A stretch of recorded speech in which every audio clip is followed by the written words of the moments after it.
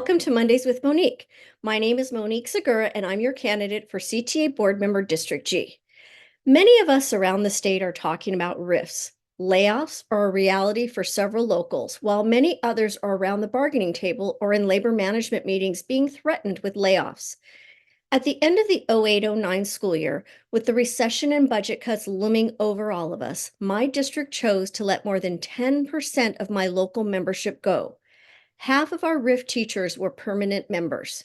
As a new president, I knew morale was low, educators were frustrated, and that I had a lot to learn. Thankfully, I attended the CTA President's Conference that summer, where I learned that Ed Code was on the side of our RIF teachers. I made sure the district was aware of the laws that protected RIF teachers, and I met with the individual educators to make sure they understood their rights as well. I thought everything was in place. I could not have been more wrong. The district either was not aware of the law, didn't care about the law, or simply thought I was not going to push the issue.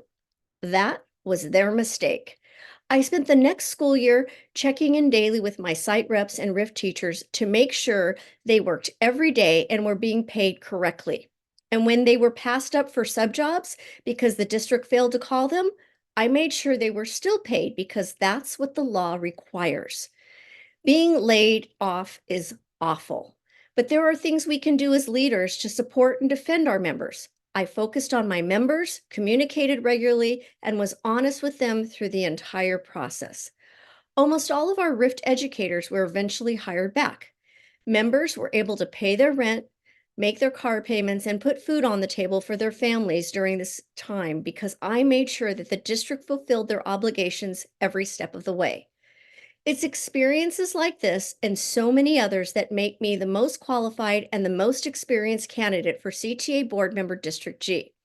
It's why the folks of District G have endorsed me as their candidate. Thank you for listening and have a great week. I'll see you next week on Mondays with Monique. Mahalo.